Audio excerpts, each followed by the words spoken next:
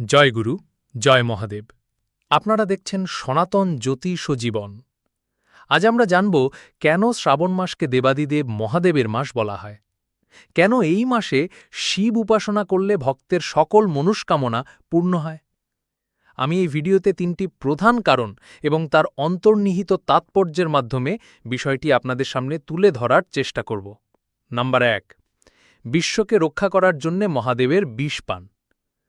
পুরাণ অনুসারে অমরত্ব লাভের আশায় দেবতা ও অসুরেরা যখন মন্দার পর্বতকে মন্থনদণ্ড এবং বাসুকীনাগকে রজ্জু হিসাবে ব্যবহার করে ক্ষীরসাগর মন্থন শুরু করেন, তখন অমৃতের আগে উঠে আসে ভয়ঙ্কর হলাহল বিষ।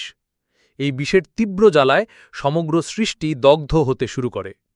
এর করাল গ্রাস থেকে ত্রিভুবনকে রক্ষা করার কোনো উপায় না দেখে ভীত দেবতা ও অসুরগণ দেবাধিদেব মহাদেবের শরণাপন্ন হন।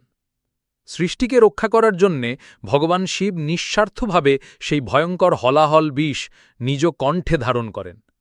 বিষের তীব্র জ্বালায় তার কণ্ঠ নীলবর্ণ ধারণ করে এবং সেই থেকে তিনি নীলকণ্ঠ নামে পরিচিত হন।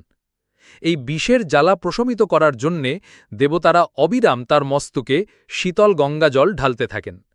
এই ঘটনাই শ্রাবণ মাসে শিবলিঙ্গে জলাভিষেকের প্রথার প্রতীক। আজও ভক্তেরা সেই ঘটনা স্মরণ করে মহাদেবের প্রতি কৃতজ্ঞতা জানাতে এবং তার কৃপা লাভ করতে শ্রাবণ মাসে পায়ে হেঁটে বহু দূর থেকে জল নিয়ে এসে বাবার মাথায় ঢালেন। এই কাহিনী আমাদের শেখায় যে স্বার্থপরতা নয়, বরং বিশ্বের কল্যাণে নিঃস্বার্থ আত্মত্যাগই হল প্রকৃত ধর্ম ও করুণা। মহাদেব আমাদের এই শিক্ষাই দেন। নাম্বার ২, শিব ও পার্বতীর পবিত্র মিলন। পূর্বজন্মে দক্ষের যজ্ঞে সতী দেহত্যাগ করার পর তিনি হিমালয় কন্যা পার্বতী রূপে পুনরায় জন্মগ্রহণ করেন।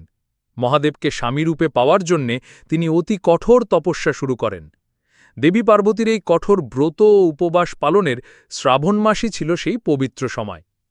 তার অবিচল ভক্তি, নিষ্ঠা এবং কঠোর তপস্যায় সন্তুষ্ট হয়ে মহাদেব তার বৈরাগ্য ভঙ্গ করেন এবং পার্বতীকে স্ত্রীরূপে গ্রহণ করতে সম্মত হন। শ্রাবণ মাসেই ভগবান শিব ও দেবী পার্বতীর এই পবিত্র মিলন বা বিবাহ সম্পন্ন হয়েছিল বলে মনে করা হয়। তাই এই মাসটি কেবল শিবের নয়, দেবী পার্বতীরও অত্যন্ত প্রিয়। এই মাসে উভয়ের উপাসনা করলে পরিবারের সুখ, শান্তি ও সমৃদ্ধি লাভ হয়। এই আখ্যান আমাদের শেখায় যে শুদ্ধ ভক্তি, একাগ্রতা এবং নিষ্ঠার জোরে অসম্ভবকেও সম্ভব করা যায়। ভক্তের শুদ্ধ চিত্তের কাছে স্বয়ং ভগবানও হার মানেন। নাম্বার ৩, জ্যোতিষ ও প্রকৃতির তাৎপর্য।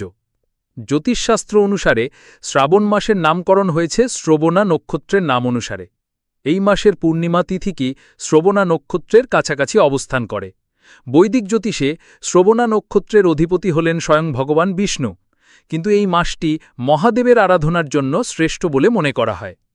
এই সময় গ্রহ নক্ষত্রের অবস্থান এমন এক যোগ সৃষ্টি করে যা আত্মিক শুদ্ধি, আধ্যাত্মিক চেতনা বৃদ্ধি এবং ঈশ্বরের সঙ্গে সংযোগ স্থাপনের জন্য অত্যন্ত অনুকূল। প্রকৃতির দিক থেকেও এই মাসের গুরুত্ব অপরিসীম। গ্রীষ্মের প্রখর তাপে শুষ্ক ও রুক্ষ পৃথিবী যেমন বর্ষার আগমনে সিক্ত হয়ে নতুন প্রাণ ফিরে পায়, ঠিক তেমনি শ্রাবণ মাসে মহাদেবের কৃপাধারায় ভক্তের শুষ্ক হৃদয়ও ভক্তিরসে পরিপূর্ণ হয়ে ওঠে। এই মাস আমাদের শেখায় কি করে পুরনোকে ত্যাগ করে নতুন জীবন শুরু করতে হয়। বন্ধুরা, এই ছিল শ্রাবণ মাসের প্রকৃত রহস্য।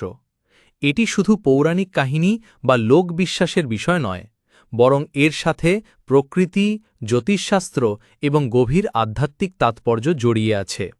এই মাসে ভগবান শিব এবং মা শক্তি উভয়ই অত্যন্ত প্রসন্ন থাকেন এবং ভক্তদের মনস্কামনা পূর্ণ করেন। ভিডিওটি ভালো লাগলে লাইক ও শেয়ার করে সকলকে জানার সুযোগ করে দিন। আর হ্যাঁ, আমাদের চ্যানেল সনাতন জ্যোতিষ ও জীবন সাবস্ক্রাইব করতে ভুলবেন না। কমেন্টে লিখুন ওম নমঃ শিবায়। জয় মহাদেব।